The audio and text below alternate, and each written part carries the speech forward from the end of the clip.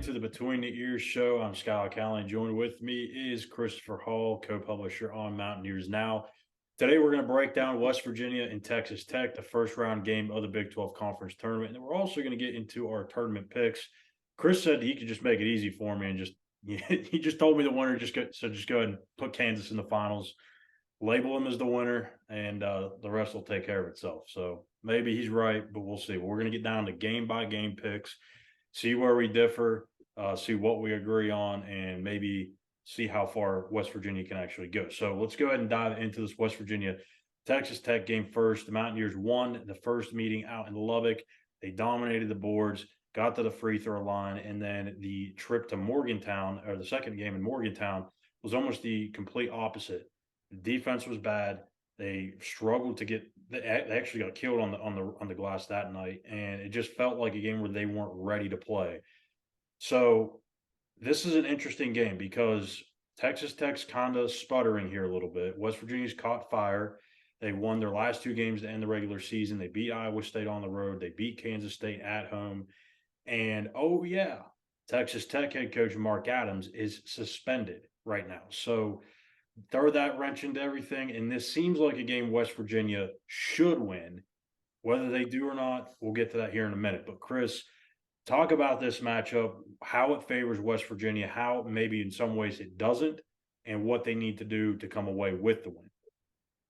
Well, I think it favors West Virginia. It's one of the teams I think they're more talented than. Um, it's it's been rare in this conference because if you looked at the all Big 12 team postseason, I mean it's littered with multiple teams. Stevenson was 13. He averaged over 23. I think it was 24 and a half points, 25 points, somewhere in that range in the last four games. Yeah, consistently he probably would have been up there, but I think just the talent overall West Virginia has had. They've shown they were the better talent team both games. You mentioned the trip in Morgantown. They just didn't show up to play. It was one of those games. I don't know where that mentality came from. I definitely voiced frustration after the game that they just didn't come to play. It was like they just thought they could just show up, and I don't know where they got that. Where they got that mindset from because it was a struggle all year. You knew Texas Tech was a good team, so I think what really with this matchup is where is West Virginia at mentally. Probably if they don't lose that, if they don't win that Iowa State game, they have to win in the Big 12 tournament. Right now, they do not have to win in the Big 12 tournament, so I would say it's just all about a mental thing right now.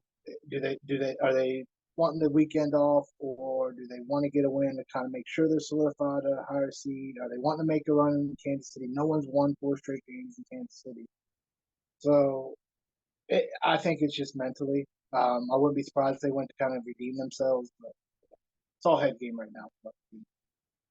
Yeah, West Virginia has played in this first round of the Big 12 tournament three times. They're 2-1. And I don't know.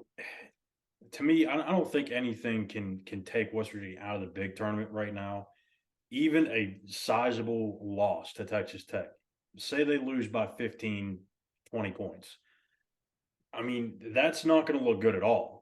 But I still think that would probably put them like next to last or last team in. I don't think they're going to go from all the way as a 9 seed as what they're projected now by Joe Lunardi on ESPN all the way to out of the tournament. But you just never know. So the mind frame or the mindset of this team, to me, that's the most interesting part. Okay, now you've won that game against Kansas State. You got a good feeling that you're in. Do you just show up into this game thinking you're just going to waltz all over Texas Tech who doesn't have their head coach? Or are you going to come in, take care of business, and get on to Kansas?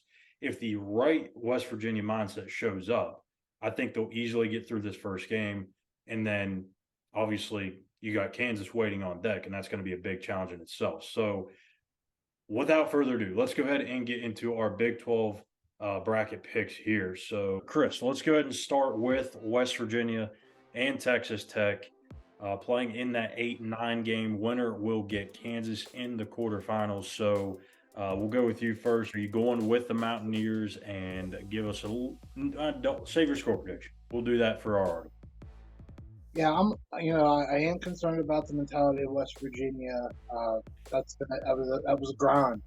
It wasn't just the grind of the schedule, but it was the grind coming together, all the practices they had to do, the mental grind of it. You know, building a playbook basically all season long. Their mental health right now, they've got to be worn down. But I'm going to take them to beat Texas Tech.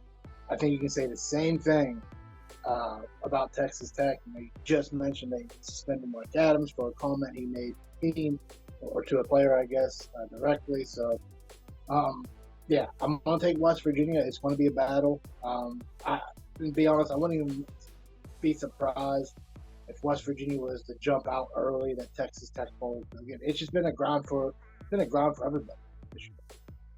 Yeah, I agree. I think this is kind of going to be one of those games where it's a little ugly at first. It probably takes a little time for West Virginia to start making some shots. You kind of get that feeling early on that, oh no, this could be one of those games where you just don't show up and you let one go. But I think at the end of the game, we're going to see West Virginia try and turn things around, get to the free throw line like they do better than everyone in the Big 12, and that's how they're going to end up winning this game. So I have West Virginia winning this first one. They're going to move on and play Kansas in the quarterfinals. So let's go ahead and go a little bit north here on the bracket. Let's go Baylor and Iowa State, 4 versus 5. Very interesting matchup. Obviously, the recent news, Caleb Grill being dismissed from the team at Iowa State, that changes a little bit of how they play, but they did end the season on a high note. So are they a team that's going to all of a sudden kind of regroup and find themselves again and take down Baylor here, or is Baylor going to find a way to move on and get to the next round? I like Iowa State simply because of their history in this tournament, and they've had a really good year. You mentioned it; they ended on a high note. Um, they call it Hilton South down there, but I remember they've won like 4 in the last 7 Big 12 tournaments or something like that. I could be wrong. Maybe it's 3. But it's been a lot, so I'm going to take Iowa State. Baylor, but they started off 0-3 in conference play before they came to Morgantown, picked up their first win. They really turned around, got in the top 10 by the end of the year. But they're still young as far as Keontae George, their best player. I don't know if they have a collective team, especially if Iowa State starts shooting the way they were at the beginning of the year. And we talked about, we just talked about the ground of the schedule. For them, it might be a relief to get in their comfort zone in the Big 12 tournament. So I'm going to take Cyclones to beat Baylor. Interesting. You almost convinced me there for a second because I was really kind of up in the air on this one, but I think I'm going to stick with my gut here and go with Baylor. Again, Baylor lost to Iowa State in the final game of the season, 73-58. They got absolutely demolished on the boards, 36-24. They didn't really shoot the ball extremely well in that game. They shot at 35% from the field. I just don't know if that's going to happen again. I got to go with Baylor here. I think their backcourt figures it out. LJ Cryer, Adam Flagler, Keontae George. I mean, that's a heck of a 3-headed horse they have back there. So I'm going to go Baylor. Figures it out late in a very close game. Maybe wins it by a possession or 2 at most. I'm going to go with Baylor here. So I'm going to have Baylor moving on to the quarterfinals. Let's go to our next game here, and that is, let's go and pick the play-in game to play Texas, and that is number 7 Oklahoma State and number 10 Oklahoma. It seems like an easy pick, but is there any chance that the Sooners stun the Cowboys here? Absolutely. It's a rivalry game. It's a rivalry game. It's postseason, and you got Porter Moses on the sideline. Absolutely. This might be one of the sneakier matchups in the to open any conference tournament. Red River rivalry. I'm going to go with Oklahoma State. I do like Mike Boykin a lot as a coach. Boynton, as a coach. I like that team. They really came together, really put it together during conference play after kind of a slow non-conference start. They lost a few games they shouldn't have. I'm going to take Oklahoma State, but it's more of it probably shouldn't be. Probably put more on it as a rivalry game, but coin flip for me. I'll go Oklahoma State. Yeah, I've got Oklahoma here, and the reason being is I think Oklahoma State's going to come out a little tense, a little pressured because obviously they're still on the bubble, and they're going to need to do a lot this week. They're going to need some help. But if they can win a couple of games, get a little bit of help, then all of a sudden they may be actually in the field. To me, I feel like that can also create a lot of, like I just said, tension and pressure. So, Oklahoma has nothing really to play for in this one other than to go out and spoil their little brother's dreams here. So I'm going to go Oklahoma. They play relaxed, free, and easy. And Oklahoma finds a way somehow in the end to scrap, claw, and fight their way to victory. I've got the Boomer Sooner Oklahoma Sooners in this one, moving on to play Texas. Let's go to Kansas State and TCU. TCU started off the season hot, but has kind of slowed down since. Meanwhile, Kansas State has kind of kept pace. They played very well throughout the entire season. Very good year for first-year head coach Jerome Tang. They end the season, obviously, what they lost in Morgantown. Does Kansas State bounce back and get into that semifinal round? Yes, I'm extremely confident about it. So TCU will probably end up winning this game. I really like Keontae George and Marquise Noel.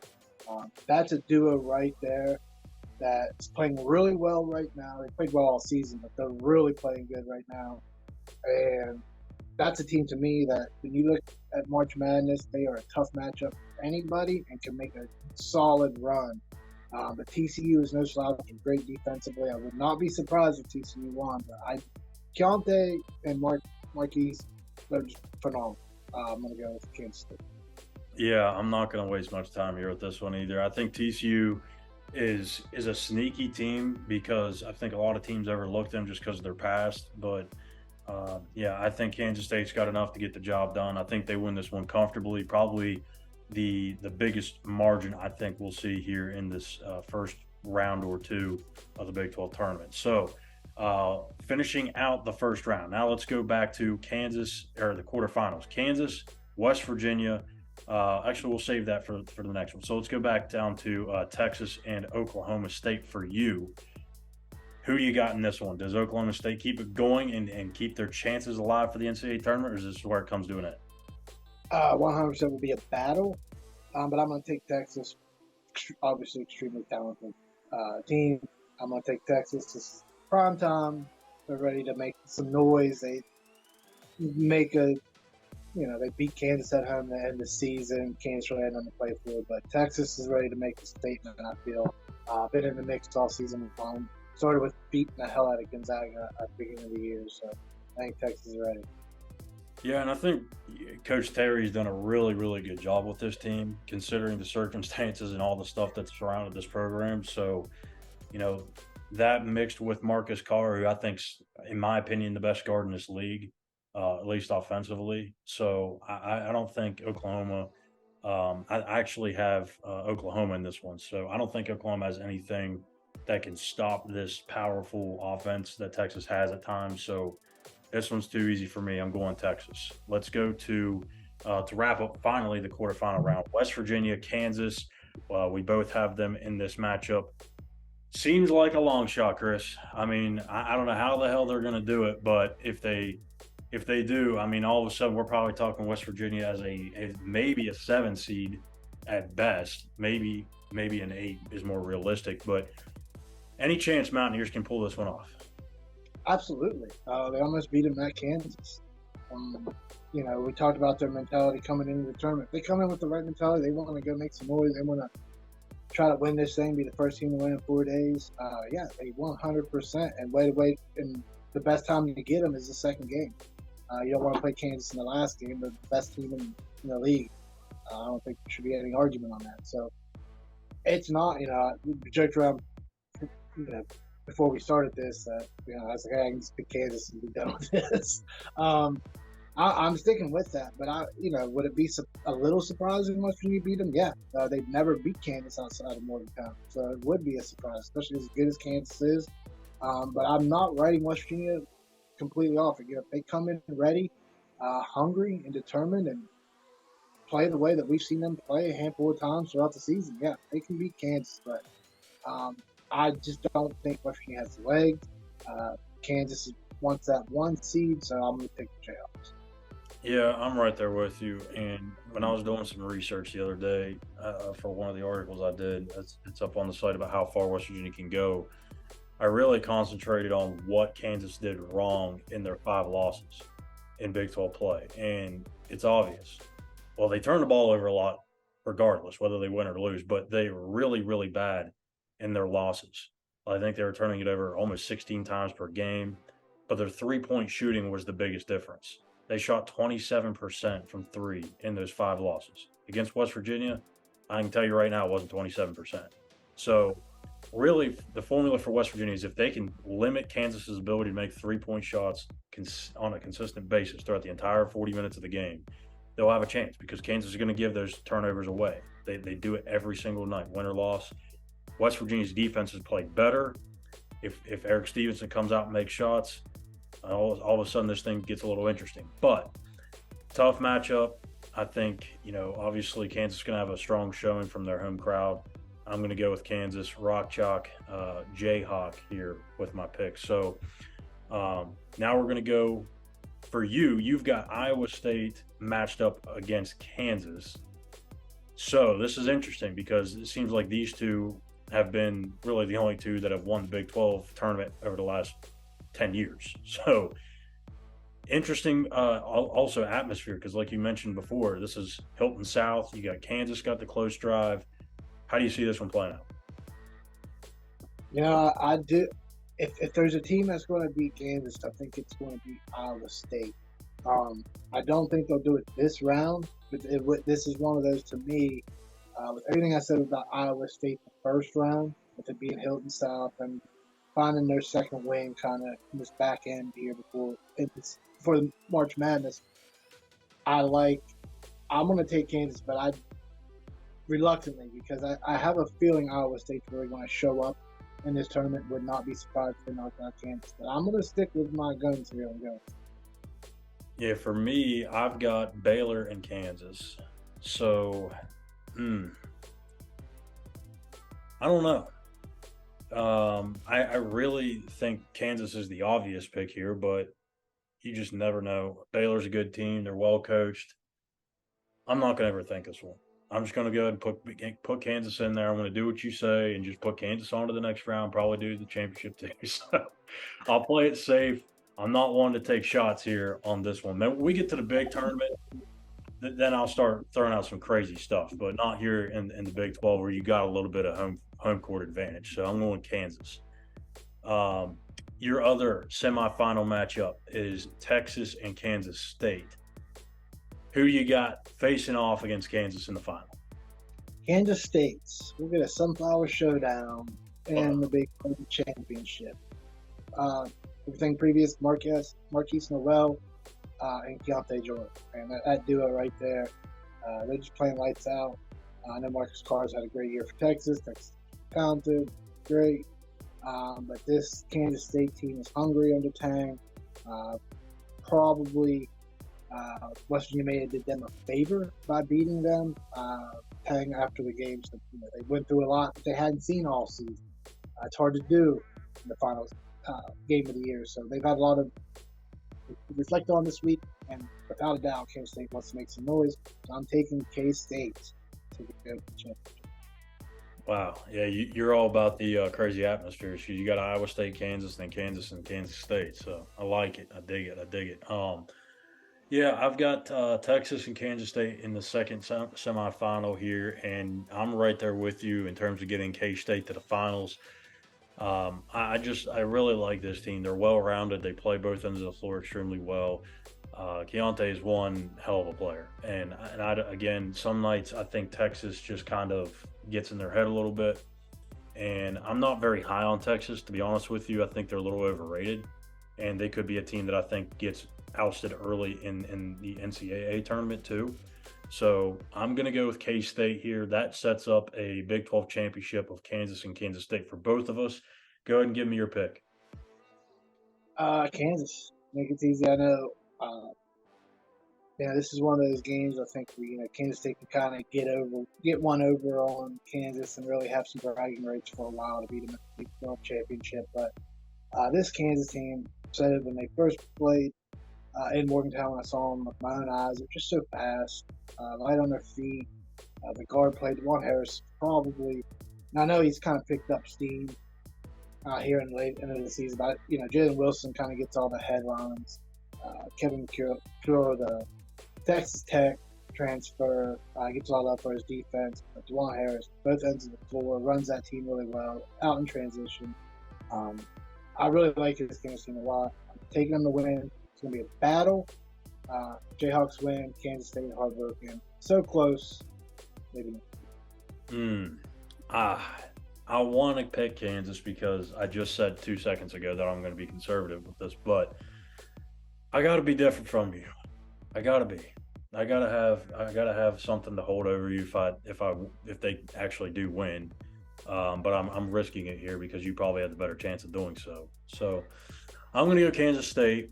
I think Marquise Noel is just as good defensively as Dewan Harris, probably one of the most overlooked defenders in the backcourt in this league. We saw he can make shots from 15 feet behind the arc 4 or 5 times a game. Their front court, super athletic, like you mentioned. I think they got everything that Kansas is kind of lacking, or maybe not lacking is the word, but I think that they can match Kansas. So I think they can match the intensity, that effort. They can make shots, play defense, and for some reason, I think Kansas State gets it done. Jerome Tang, first year, wins the Big 12 championship. I think the thing that holds Kansas back is not having I don't want to say dominant big, but they've had some dominant bigs over the years. So I think that's really what they're missing. But Jalen Wilson has been phenomenal. I think that's the only thing coming back from a national title. You kind of look at Purdue and Edey. They have the big, but the guard play has been pretty good. Freshmen, we'll have to wait and see. Yeah, KJ Adams, a little bit different of a big man for them. He's kind of really a 4, maybe on some teams, maybe even a 3. But he's more of a 4. I mean, you about the bigs they've had. Joel Embiid comes to mind. Joe Kazabuki. I mean, these dudes. I don't know where they breed them, but good God. I mean, it feels like every year we get to this time, and it's probably because of all those matchups against Kansas in the Big 12 tournament, where West Virginia would hang around for about a half or so, and then Kansas comes back, takes the lead, and all of a sudden it's like an onslaught of alley-oops to Azubuike or whoever the dude is that you're like, oh my gosh. If it's not an alley-oop, then it's a Svi Mikhailuk 3 in the corner, or somebody else that's hitting threes that night. It's one or the other. But that's going to do it for us today. We made our picks. We both got Kansas State winning the Big 12 championship over Kansas. We both got West Virginia making it to the quarterfinals, but losing to Kansas. But we'll see how it all plays out. We'll come back on Sunday or maybe Monday to preview, I guess, the NCAA tournament. We'll see where West Virginia falls on Selection Sunday. West Virginia, Texas Tech, first round of the Big 12 tournament tomorrow, Wednesday at 7 o'clock on ESPNU. We'll have the Mountaineers Now post-game show right here on YouTube and here on our site at Mountaineers Now. So be sure to hit that follow and subscribe button. For Christopher Hall, I'm Schuyler Callihan. Until tomorrow, we'll talk to you then.